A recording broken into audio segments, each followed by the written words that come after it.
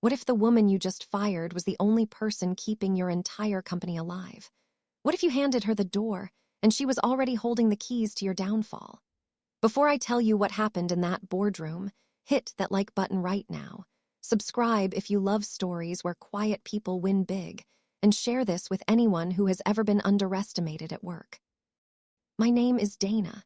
I am 34 years old, and 6 years ago I was the person who kept a company called Meridian Freight Group from falling apart. Nobody outside the building knew that. Inside the building, they thought I was just another manager who worked too many hours. They had no idea how right and how wrong that idea really was. Let me take you back to the Monday morning that changed everything. I walked into the office at 8:15, coffee in hand, ready for another ordinary day. Before I could even sit down, 2 people from security were standing near my desk. They didn't say much. They just asked me to follow them to the small conference room on the 3rd floor. I already knew what this meant. In 6 years, I had never been called into that room for anything good. Inside sat Denise, the head of human resources, and beside her, arms crossed, sat Carl. Carl was the chief operating officer, a man who had been promoted based on connections, not competence. He liked to talk about vision and leadership energy in meetings, but he couldn't read a basic shipping report if his life depended on it.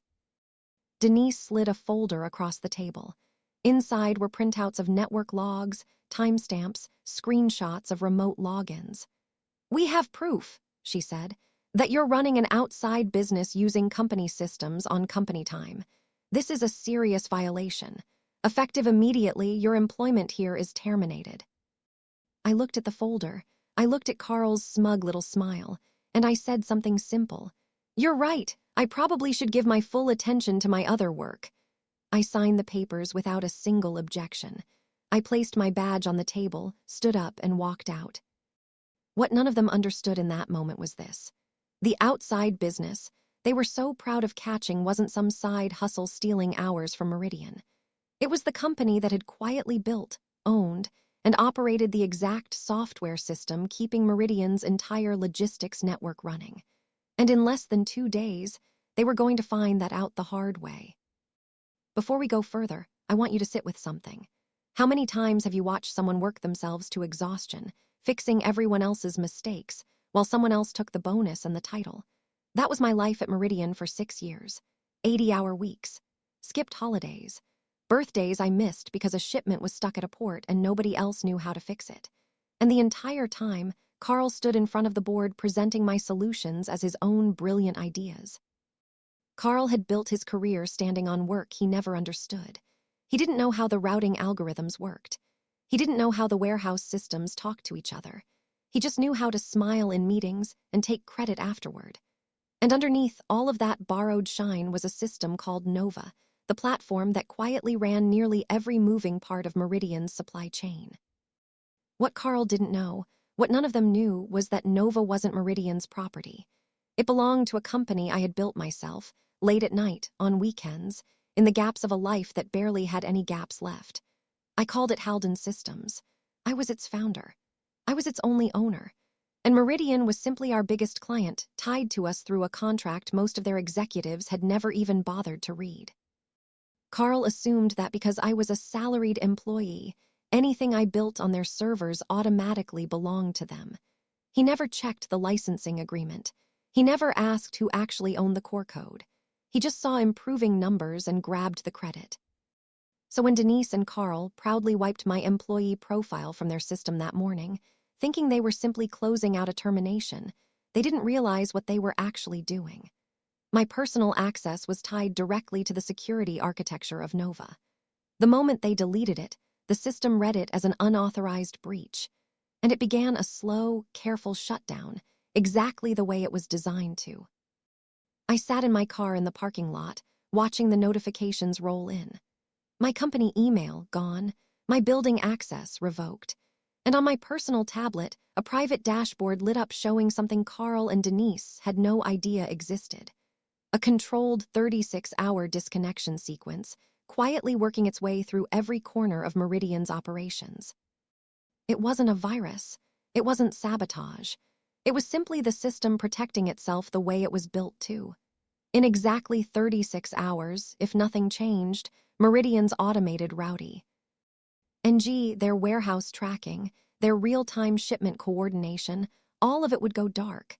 5,000 trucks, dozens of ships, millions of dollars in freight sitting frozen with no system to guide it home. I didn't feel guilty. I felt something closer to relief. That evening, I had dinner with my parents to celebrate their anniversary. I should have expected what came next, but somehow it still stung. My father, Walter, had played golf that afternoon with Carl's father.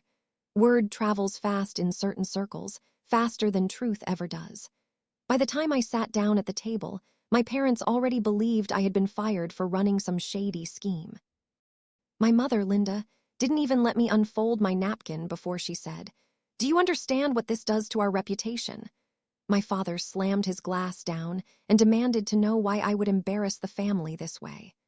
My younger sister, Paige, barely looked up from her phone long enough to mock me, calling my work a silly little hobby.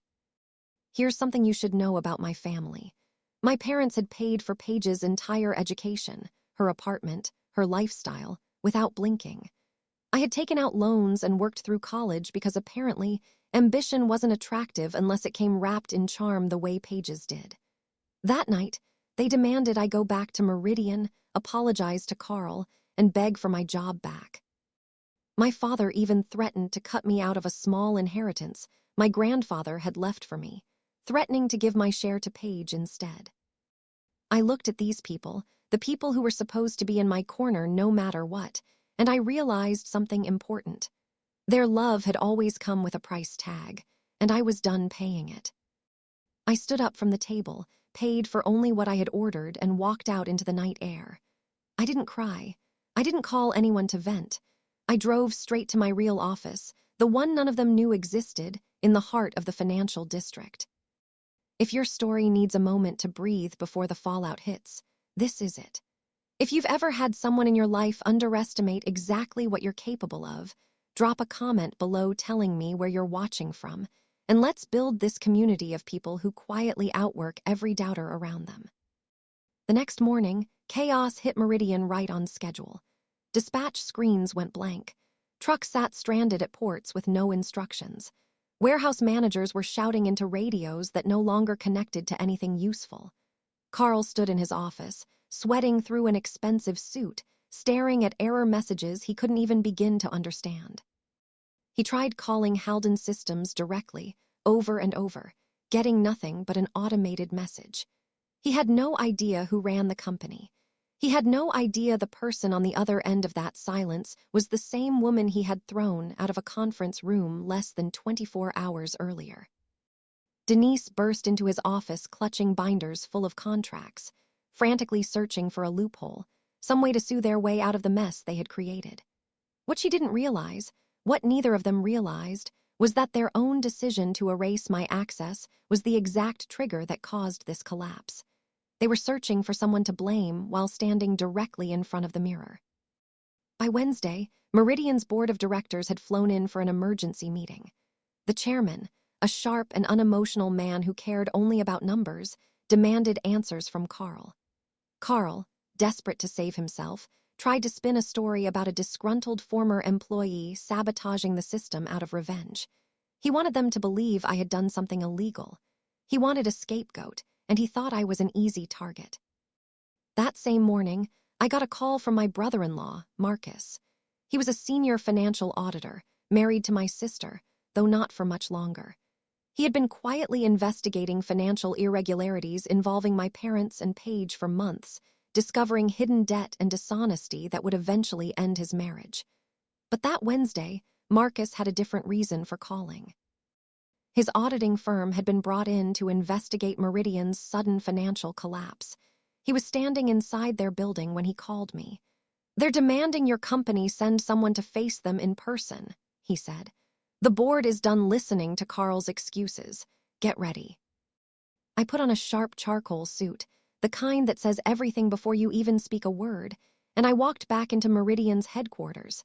The lobby was chaos. Employees were rushing everywhere, phones ringing nonstop, printed shipping manifests scattered across desks because nobody trusted the digital systems anymore. I walked past the same security guard who had escorted me out just 2 days before. He barely recognized me. I didn't wait for permission. I walked straight to the executive floor, past empty desks and frozen computer screens, until I reached the glass boardroom where Carl, Denise, and the entire board of directors sat in tense silence. I opened the door and stepped inside. Carl's face went pale the instant he saw me. For years, he had only ever seen me as someone beneath him, someone who fixed his mistakes quietly and never pushed back. His mind couldn't process the person standing in front of him now, calm, composed, and completely unafraid. "What is she doing here?" he shouted, pointing at me like I was some kind of intruder. The chairman raised a single hand, silencing him instantly. He looked at me with sharp, calculating eyes, the eyes of someone who had survived decades of corporate battles and knew exactly what real power looked like when it walked into a room. "Who exactly are you?" he asked. I placed a single business card on the polished table in front of him. It read my name, followed by one simple title: Founder and CEO, Halden Systems. The room went completely silent. Denise dropped her pen. Carl's mouth opened, but no words came out. I explained everything, calmly and clearly. I explained how Nova had always belonged to Halden Systems, not Meridian. I explained how Carl and Denise, in their rush to fire me and erase my access, had unknowingly triggered the very security protocol that shut their entire operation down. I wasn't the villain in this story. I was simply the person whose work they had taken for granted for far too long. The chairman asked me directly what it would take to restore their systems. I laid out my terms without hesitation. A significant emergency fee to reconnect their network immediately. A new long-term contract at a much higher rate than before. And the immediate termination of both Carl and Denise, without severance, for the reckless decisions that caused this entire disaster. The chairman didn't argue. He didn't hesitate. He looked directly at Carl and Denise and said one word: "Leave." Security escorted them both out of the building that same afternoon. Carl tried to threaten the chairman, mentioning his father's business connections, but the chairman simply reminded him that connections mean nothing when you've cost a company millions of dollars in a single day. I restored Meridian Systems personally once the new contract was signed. Watching the dashboard shift from a wall of red warnings to solid green operational signals felt like closing a chapter I had been trapped in for far too long. We're halfway through this story, and if you're feeling even a fraction of the satisfaction I felt walking out of that boardroom, smash that like button right now. It genuinely helps this channel reach more people who need to hear stories like this one. The following months brought a kind of clarity I had never experienced before. News of what happened at Meridian spread quickly through financial circles. Headlines described the sudden collapse and the mysterious founder who had quietly built the very system that kept a major logistics company alive. My family, who had spent years treating me like the family disappointment, suddenly discovered exactly how much I was worth. And just like that, the story they told themselves about me changed overnight. My father called, praising my hustle. My mother suddenly remembered being proud of me all along. My sister, meanwhile, was dealing with the fallout of her own choices. Marcus had uncovered the truth about her secret debts, and my parents had been quietly helping her hide it for years. One morning, they showed up uninvited at my new home, expecting open arms and an open checkbook. My father asked for a loan to save his failing business. My sister demanded I cover her debts immediately, insisting that family should always help family. My mother tried tears, the same tears she had used my whole life to control me. I stood in my own home, surrounded by the same people who had once threatened to erase me from an inheritance, and I said no, not out of anger, but out of clarity. I reminded them of the exact words they had used against me days earlier. I reminded them that love without respect isn't really love at all. It's leverage. They left with nothing that day, and for the first time in my life, I didn't feel guilty about it. Marcus, now free from a marriage built on lies, eventually joined Halden Systems as our chief financial officer. He brought precision and integrity to a company built entirely from my own late nights and quiet determination. Together, we grew Halden into something far bigger than anyone at Meridian could have imagined the day they decided to fire me over a folder of printed screenshots. Carl never recovered his reputation. Word travels fast in industries built on trust, and no company wanted to take a chance on someone who nearly destroyed a major logistics operation through sheer incompetence. Denise faded quietly out of the corporate world altogether. As for me, I sat in my new office one evening, watching the city lights outsee. To my window, thinking about how strange it is that the people who try to break you sometimes end up building you instead. Every long night, every ignored contribution, every moment I was overlooked, became the exact fuel I needed to build something entirely my own. They thought firing me was the end of my story. It was only the beginning of theirs unraveling. If there's one thing I want you to take from this, it's this. The people who underestimate you today are often the same people who will need you tomorrow. Stay quiet. Stay focused. Let your work speak louder than their assumptions ever could. And when the moment comes to stand your ground, stand tall because you've earned every bit of that strength. If this story moved you even a little, subscribe to this channel right now, ring that notification bell, and share it with someone who needs a reminder of exactly what they're capable of. Tell me in the comments, have you ever been underestimated by people who were supposed to know your worth? I want to hear your story. Until next time, keep building quietly because your moment is coming.